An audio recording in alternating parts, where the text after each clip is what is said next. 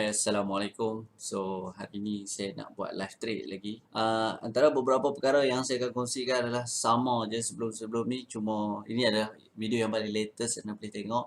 Okay, so kita tengok kepada time frame 5 minit memang dah ada signal buy. Okey, kenapa saya kata ada signal buy? Sebabkan ini adalah nilai yang paling low. Okey, apabila dia membuat nilai paling low, kemudian dia membuat permulaan kenaikan sehingga ke satu tahap yang agak tinggi, then dia membuat retracement turun. Apabila dia break hak nilai B tadi tu, ABC pun dah terbentuk. Jadi A nilai paling rendah, B permulaan kenaikan. Tu C nilai retracement. Okey, so apabila jadi macam ni je, anda terus je tarik Fibonacci retracement ni daripada B ke A. Okey, ambil nilai B pergi ke A ya. Okey, so dia retrace tu standard 38%, 26% dan dia akan pergi ke 161. Once dia dah sampai 161, okey, sekarang ni saya nak ambil maksimum TP iaitu 72. Kita tengok kepada time frame yang lebih panjang iaitu 1 jam. Geng, 1 jam ABC buy dah berlaku semalam. Okey, sini A, sini B, sini C dan dia dah break. Semalam dia naik kau-kau lepas break B tu. Dah ramai dah pun kawan-kawan kita dekat dalam group yang dah profit kau-kau waktu dia break ni. Target 161 dah sampai. So dia punya 261 sikit lagi nak sampai dan kita jangka dia akan boleh sampai 423 jugalah.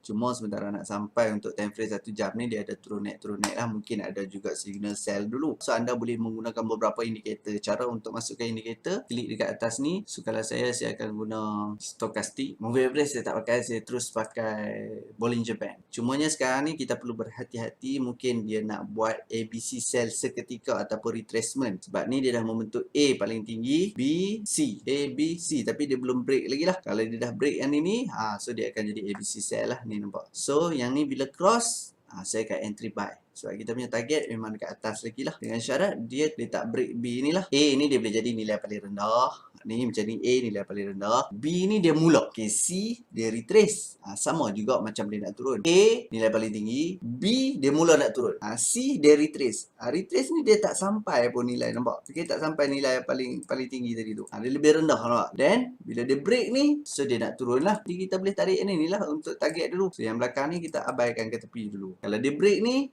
dia mungkin sampai kat sini je lah. Tak tahulah kalau dia, kita tengok bergantung pada keadaan dia nak sampai mana. Okay, kalau dia break ni, saya terus masuk sell. Okay, dah break. So, bila dia break ni, saya entry je satu dulu sell. Just entry je dulu satu sell. Mungkin dia akan naik dulu, sampai ke middle ke, baru dia akan sambung penurunan. Kan? Kita tarik, jangan dekat-dekat sebab dia akan mesh dekat yang color merah. Jadi, kita letak dekat situ je. Okay, berdasarkan stochastic dekat bawah ni kan. So, bila dia cross naik atas ni, maksudnya dia nak naik dulu lah. Tapi saya jangka dia akan naik dekat middle BB. Maybe dia naik dekat tu. So saya akan entry sell lagi waktu tu. Dia akan nak tahu lagi cantik lah confirmation nak sell lah.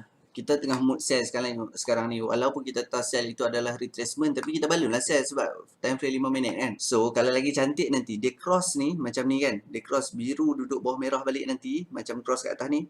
Okay, waktu dia cross tu dia lebih rendah daripada yang cross sebelum ni. Tu lagi cantik lah. So kalau ikut sekarang ni dah profit dalam $9 macam tu.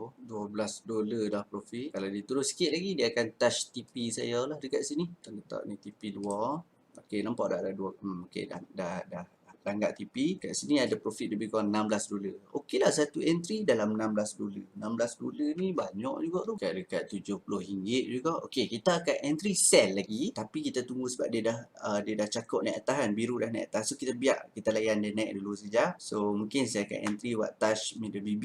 Ataupun dia cross balik macam ni. Macam saya kata tadi lah. Kalau dia cross tu lebih rendah daripada ni cantik. Kalau dia cross dekat atas lagi pada ni, itu agak berisiko lah untuk kita masuk sell. Saya yakin dia akan pergi ke TP seterusnya iaitu TP 2. So saya tengok pada time frame 1 minit dia dah kena middle BB. Kita ambil satu entry dulu dekat sini based on time frame 1 minit. Kalau kita menggunakan time frame 1 minit, kita kena get ready untuk dia naik lebih jauh lah. Mungkin dia akan kena dekat upper BB untuk time frame 5 minit, 1 minit, ataupun dia boleh pergi ke middle BB untuk time frame 5 minit ni. Based on time frame 1 minit tu dah cantik dah tu, nampak dia dah kena middle BB dan dia nak cross balik. Okay, so kalau dia naik pun tak apa, kita re-entry. So untuk TP seterusnya ni saya ambil yang dekat 261 lah.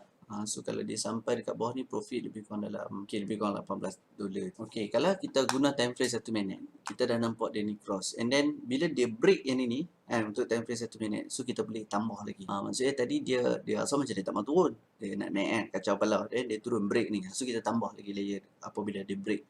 yang nilai paling rendah untuk time frame 1 minit ni lah. Apa-apa kita refer kepada 2 time frame. Lebih ni lah, lebih selamat lah. Okay, cantik lah. Dia sampai apa BB untuk time frame 1 minit, dia cross. Kalau untuk 5 minit pula, kalau kita tengok, dia tak sampai pun dekat atas ni. Tapi boleh jadi dia akan cross, boleh jadi juga dia akan sampai dekat atas ni. Yang middle. Boleh jadi juga dia sampai kat apa. So nak maghrib lah. Dah maghrib lah. Letak je lah TP kat itu. Nanti kita tengok apa jadi. So saya entry lagi satu lah. Maghrib dulu guys. Nanti kita sambung. So nampak dia cross lebih rendah pada ni. Kita tunggu lagi satu candle tengok. Dia naik balik ke area retracement tadi tu. Sorry. A, B, C kan. So dia pergi balik dekat break B tadi tu. Dia pergi main area tu. InsyaAllah kalau dia turun balik dia akan sampai. Kalau dia break ni dia akan sampai lah dekat TP261. Mungkin boleh sampai dekat 423. Kita tengok lepas ni apa akan berlaku. Okay, dia tak berjaya break lagi dah. Support ni, tapi dia dah main dekat area 161 tadi balik. Kalau dia break ni insyaAllah akan sampai, so kita akan entry lagi satu lah. Okay, kita boleh refer kepada time frame 1 minit. Dia dah sampai kat middle BB, so yang ni dah cross ke bawah, so boleh entry lagi satu. TP dia pun saya akan tarik bawa pergi ke, okay, so lebih kurang lah TP dia kat tu. This one time frame 5 minit ni, kalau dia break ni tadi cantik lah, dia akan terus pergi. Mungkin dia akan naik beberapa candle sebelum dia turun balik. So dia dah mula buat penurunan. Mungkin ini akan break support dan akan pergi ke TP2 terus. Maybe dia boleh pergi ke TP2 terus. Kalau kita tengok time frame 5 minit. Okay, kalau dia break ni, maybe dia boleh pergi ke TP2 terus ataupun dia bermain-main dulu dekat area. Dia mungkin dekat-dekat sampai. Dia main-main balik dekat area 161 baru dia akan pergi. Yang ni saya tak apa yakin hari ni. Sebab trend masih menaik lah. So berapa sekarang ni dah ada dalam $12, dah profit $14 macam tu. Okay, tadi waktu dia turun ni, saya tak sempat nak entry lah waktu dia break tu sebab saya turun makan. Okay, jadi apa yang saya buat, saya monitor melalui handphone lah. Okay, so sebenarnya monitor menggunakan handphone ni lebih mudah. Okay, dan tak lama lepas tu lah, sambil-sambil duk makan tu, dia pun hit TP. Okay, dia hit TP, nampak habis dah. So adalah profit total keseluruhan dalam $93.85. Okay, what? $93.85 ni bersamaan dengan hampir RM400 lah. Okay, RM400 banyak tu, RM400 tu dalam beberapa jam saja. Yang penting kita ada knowledge. Okay, money management jaga. Saya menggunakan modal lebih kurang dalam apa ya tadi, dalam 400 lebih ke 600 lebih macam tu. Lebih kurang lah dalam 600 lebih saja saya guna modal tadi. Okay, pertama tadi saya kata dia nak naik. Kita tengok time frame yang besar ni, dia nak naik. Saya dah bagi TP atas lah tadi. Saya dekat sini ada ABC buy. Okay, lepas tu, okay, waktu nak entry tadi pun saya dah tarik ABC buy dekat sini, ABC kan. Saya dah tarik dah dan saya kata dia akan naik sehingga ke 261 ataupun 423 lah. Tiba-tiba kita ubah. Kenapa tiba-tiba kita ubah kepada sell? Yang tu yang kita kena faham. Cantik. Bila DP 261 laju pula nak pergi 423. Tapi saya dah tak entry kan lah. Cuma saya nak buat story sikit lah. Kenapa kita ubah tadi daripada buy dan kita masuk kepada sell? Sebab tadi kalau dia break yang ini ke atas, maka dia akan teruskan kenaikan. Tapi saya kata bila dia break yang ini, maka ABC sell terbentuk. A, B, C. Dan dia break. So ini adalah TP maksimum lah. So boleh juga kalau kita nak menggunakan yang sebelah ni. There's a TP. Dah sampai dah pun 161. So sebab tu saya kata saya tak yakin untuk teruskan pergi ke TP yang seterusnya. Saya akan tunggu setup lagi lah. Apa-apa waktu ni dah nak market US nak open. Hai, Assalamualaikum. So inilah rutin harian saya sambil saya tengok chart dekat sini. Okey, sambil kita workout dan jom saya tunjuk apa yang telah berlaku. Okey, yang masa saya share dekat skrin, mari kita tengok. Ini adalah tempat di mana saya monitor melalui sini. Dia ada satu skrin yang besar. Okey, tadi yang masa saya cakap ingat mula-mula kita cakap dia nak naik sebab ada A, B, C. So dia naik. Tapi saya cakap waktu ni tadi dia ada ABC untuk sell. Bila dia break 100, TP pertama 161, TP kedua 261. Next TP tu saya tak apa nak yakin lah. Jadi kenapa saya tak yakin dia nak pergi sampai 423?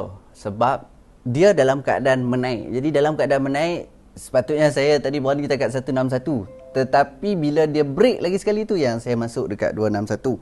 Okey, lagipun untuk time frame, kalau time frame H1, apa yang kita boleh nampak dekat sini, dia still lagi uptrend. Ini A yang paling rendah. Okey, selepas dia buat ABC sell, dia still lagi uptrend. Sini A, sini B, sini C. So belum lagi capai. So seperti biasa kita boleh tarik fibo dekat atas ni. So kita tarik fibo daripada B ke A. So daripada B ke A. TP dia sekarang ni dia nak mencari 261. So untuk long term dia adalah menaik. So semoga apa yang saya share tadi dekat dalam video yang screen record tu memberi manfaat kepada anda. Terima kasih. Assalamualaikum. Berapa lama ambil masa untuk nak set up bilik trading macam ni? Apa yang saya boleh share daripada tahun 2011 lagi dah, saya dah mengimpikan satu bilik trading yang ada fasiliti macam screen, lepas tu ada PC dekat dalam sebenarnya. Then saya sekali kan sepatutnya ada sofa dekat sini tempat lepak-lepak minum. Tapi apa yang kita buat adalah kita gantikan dengan bilik gym tapi ada screen. So setiap kali kita workout akan tengoklah. Saya dulu mengimpikan benda ni lama. Jadi kalau saya boleh buat, anda pun boleh buat. Cuma kena sabarlah. Kita tak boleh kata belajar hari ni juga nak cekap. Belajar hari ni, saya dulu ambil masa lebih kurang berapa tahun? Daripada tahun 2010 main-main trade. Okey, 2014 start trade dengan serius, 2017 baru nampak hasil. Okey, so apa saranan saya kepada anda? Pertama, belajar. Kita dah sediakan grup belajar. Kita juga sediakan grup support, signal. So hampa lah lagi. Nak dengan tak nak. So kena sabarlah benda-benda ni. Beberapa kali saya dah share kepada anda video-video sebelum ni semua menggunakan teknik yang simple saja. ABC teknik. Itu adalah elite wave teknik. So hampa kena usaha lebih sikit. InsyaAllah akan berjaya.